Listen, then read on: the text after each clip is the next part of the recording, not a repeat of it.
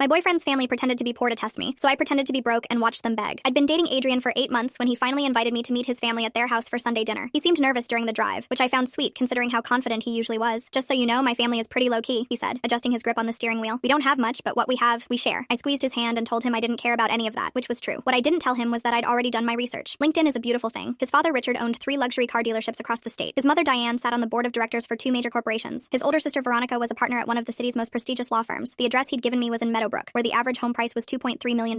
So when we pulled up to a modest ranch house with peeling paint and an overgrown lawn in a completely different neighborhood, I knew exactly what was happening. They were testing me. Adrian parked in the driveway next to a beat-up sedan that had seen better days, and I noticed the garage door was closed, probably hiding whatever luxury vehicles they actually drove. This is it, he said, and I could hear the nervousness in his voice. I smiled and said it looked cozy, then followed him to the front door. His mother answered wearing a faded sweatshirt and old jeans, her hair pulled back in a simple ponytail. You must be Sloan, she said, pulling me into a hug that felt calculated. Come in, come in. Sorry about the mess. The house was decorated like a stage set for a struggling middle-class family. Mismatched furniture that was probably rented, generic artwork on the walls, and a TV that had to be at least 50 years old. But I noticed the small details they'd missed. The Hermes scarf casually draped over a chair, the Montblanc pen on the side table, the barely visible tan line on Richard's wrist where an expensive watch usually sat. I complimented the house and Diane smiled, saying they'd lived here for 20 years and it had good bones even if it needed work. Dinner was served on chipped plates with bent forks, and I watched Adrian's sister Veronica struggle not to grimace as she used the obviously cheap cutlery. His younger brother Mitchell kept glancing at me like he was waiting for me to bolt. Richard asked what I did for work, and I told him I was between jobs at the moment, which wasn't technically a lie since I'd recently sold my marketing firm for 8 figures and was taking time off. Tough economy, Richard said sympathetically. What field were you in? I kept it vague and said digital marketing, doing some freelance work here and there. Diane jumped in asking if I'd gone to college, and I said I'd done a couple years but had to drop out due to financial issues, which was completely false, but I wanted to see where this was going. The whole family exchanged these quick looks like they'd just confirmed something. Mitchell asked if I had student loans and I said I was still paying them off, which made Diane touch Adrian's arm with this concerned expression. That must be stressful, she said in a tone that was probably meant to sound supportive but came across as condescending. Throughout dinner, they kept dropping hints about their supposed financial struggles. Richard mentioned how expensive car repairs were, even though I'd seen his LinkedIn post from last month about expanding his dealership empire. Diane talked about clipping coupons and shopping sales, despite the Cartier Love bracelet I'd spotted in a photo on her office wall from the company website. Veronica complained about law school debt, which was hilarious considering she'd graduated 15 years ago and was pulling in 7 figures annually. The performance was almost impressive in its coordination. After dinner, Adrian excused himself to help his mom in the kitchen, and Richard suggested I join him on the back porch for some air. I followed him outside to a deck that desperately needed staining, and he leaned against the railing with this serious expression. Adrian really cares about you, he started, and I could feel the setup coming. We just want to make sure you care about him for the right reasons. I played dumb and asked what he meant. Richard said that Adrian was a good kid with a big heart, and they'd seen him get hurt before by people who were more interested in what he could provide than who he was. I asked if he was asking about my intentions, and Richard nodded. We're not a wealthy family, Sloan. What you see is what you get. If you're with Adrian expecting some kind of upgrade or financial support, you should know that's not something we can offer. I looked him dead in the eye and said I was with Adrian because I loved him, not because of what was in his bank account. Richard seemed satisfied with that answer and patted my shoulder before heading back inside. I stayed on the porch for a minute, pulling out my phone to text my assistant. Pull my investment portfolio details. I need the documentation showing I'm broke. Create a paper trail for student loans, credit card debt, the works. Make it look convincing. She responded within seconds saying she was on it. When I went back inside, Diane pulled me aside for what I assumed would be the mother's version of Richard's talk. But it wasn't for the reason I expected. The rest of the story is linked below or on my channel.